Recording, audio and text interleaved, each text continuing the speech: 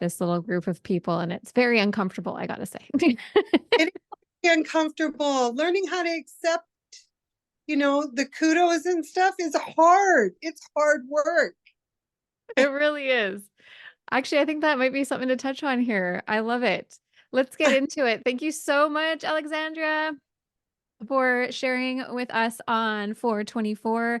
I'm so thrilled to get to show you off and to have you be a part of this movement. For people who don't know who you are, could you introduce yourself and just tell us a little bit about you? Yeah, thank you so much, Brooke. This is a great day. Well, it's always a great day to be sober or know where your feet are, right? That's always a good thing too. My name is Alexandria. I am 13 years sober. I'm in my 14th year. I will be 14th, perhaps if I stay willing. August 20th is my sobriety date. So August 20th, 2010 is my sobriety date. And when we talk about sobriety, I'm talking about spiritually, mentally, physically, in all of my activities.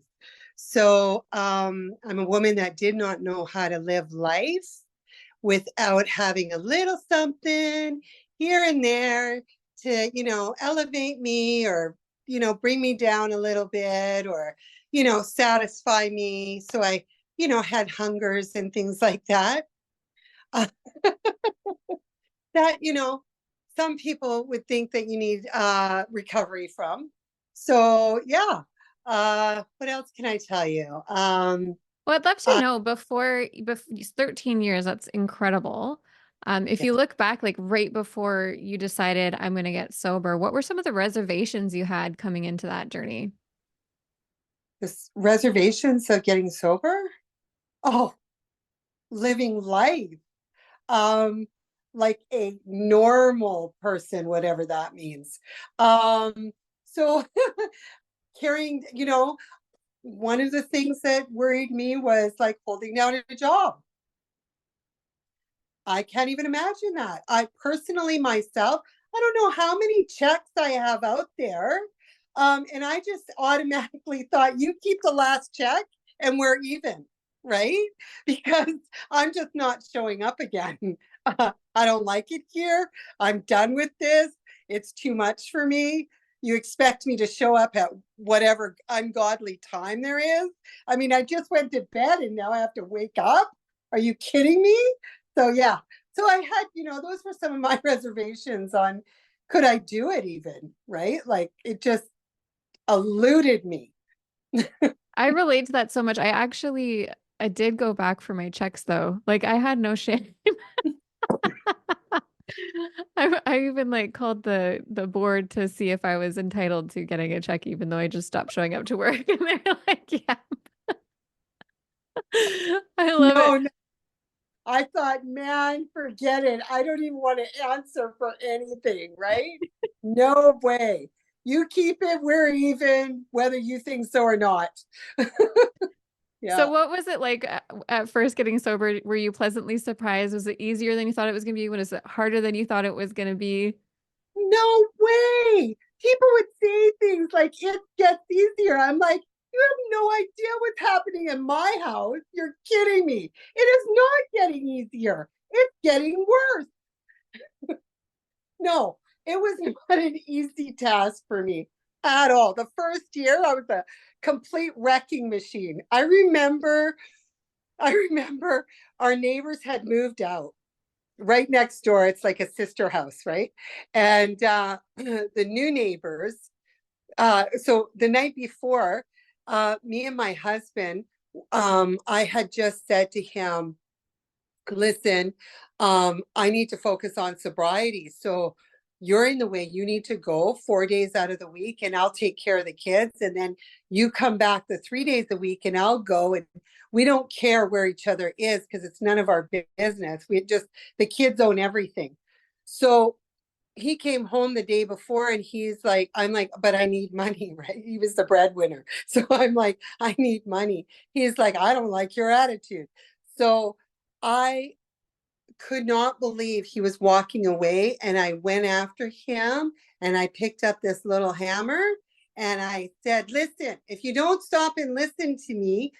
And he's like, I'm not listening to you. He turned around and got into the vehicle, and I hit that window and smashed. It came out.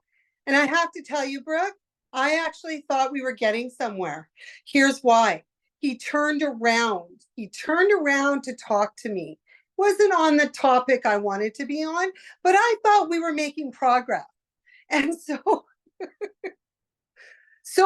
the next day, the new neighbors were moving in as I was sweeping up the glass. My kids were going to school, and they said, I think somebody broke a bottle outside. I'm like, maybe that could be possible. So that's a really good point. Like getting sober, it doesn't fix all your problems. There's can be a long healing journey ahead of you, especially if alcohol has been an issue. People are getting sober for all kinds of reasons nowadays, but I know for my personal story and yours, it sounds like it was a necessity. It was like when I got sober, I found out the reason why I drank. That's so relatable. That's so Yeah. relatable. Okay, so how did you get through those moments? Like, what did you find helped you kind of heal and find some grounding and just being present in your body, getting the spiritual connection you talked about, and finding your like whole sobriety? It includes the mental Oh, health, the wellness, everything. oh yeah, the whole thing. Well, bringing it down to one day at a time. I thought that was way too 24 hours, what I can do in 24 hours. Like, that's a long time. and and people said, well, you sleep 8, or you should be sleeping 8. You're trying to sleep 8. And I'm like, okay, so now I'm doing math, right? And it's not the kind of math when you're trading off something, right? It's not that kind of math. It's like now deducting the hours of the day, right? So then I started to do, because you have to feel somewhat successful at some points, right? I was a person that, like, I would pitch fits all the time. I have to blow off steam. And so I would do morning, afternoon, and evening. And if I could get through without any mood or mind altering anything other than coffee, because I picked up coffee when I came into sobriety, um, and not pitch a fit from when I wake up to noon, which sometimes I woke up at 11. So that was pretty doable, right? If not one. Um, so the morning was taken care of, right? Yeah, and then the afternoon until dinner time, and then from then until bedtime. So those were a lot of like my things. And there's a little thing, just do this today. Like, I love the one, do something good for somebody else and don't get caught. I love the not getting caught. So I was all in for that one. I could do that one. Oh, I love that so much. And I love how you kind of broke it down. Like, just for 24 is, or sober for 24 is really about just staying sober for 24 hours, right? Like, just try it for one day. And if you can't do one day, break it down, like Alexandria said, and just do the morning, the afternoon, the evening, and take these little chunks at a time. That's such a powerful tool. So now that you've got some time under your belt, you're living life, like fully embracing the sober life. What are some things you do for fun to bring joy into your life?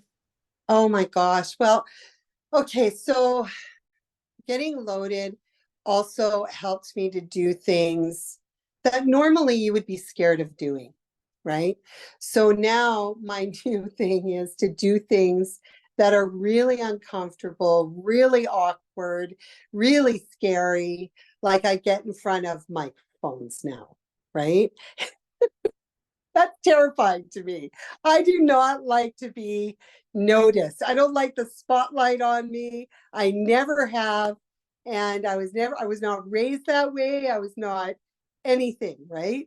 So for me to be able to have the spotlight on me is really scary, but it's also with people that lift me up, right? I think one of the greatest things in recovery that I have found is to find people that lift me up.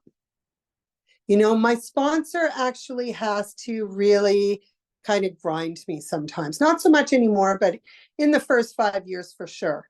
Um, but pardon me, but finding people that support me, which is even when I'm failing, they're applauding, you know, even when, because it's the effort, people admire the effort. That's what I admire. I admire people to go out, stumble and fall, and allow the process to take over, right? Which is, guess what? You're not going to die. You're not going to die, and you're not going to lose whatever reputation you think you might have. It's okay. Your reputation will be intact, and you're not going to die. No heart Nope. attack, no nothing. That's where you get freedom too, right? Like when you feel okay making a mistake and just being this messy human walking about the world, and you learn how to just be comfortable, uncomfortable, then you don't need a drink anymore. Like you literally can just be yourself. I love that so much. Thank you for sharing your time and your story and your wisdom. And what is some advice you have someone for someone that is just wanting to maybe try getting sober, but they're not sure? You know what? You don't even have to come in. I always suggest, go where sober people are. You don't have to be sober to go there. I think if you keep coming to sober places, you get interested in being sober. That's what happened for me. I was like, yeah, I don't know if I'm even interested in this, but I know that I was around long enough to know, well, other people are doing it. Maybe I'll give it a try. So yeah, just come as you are.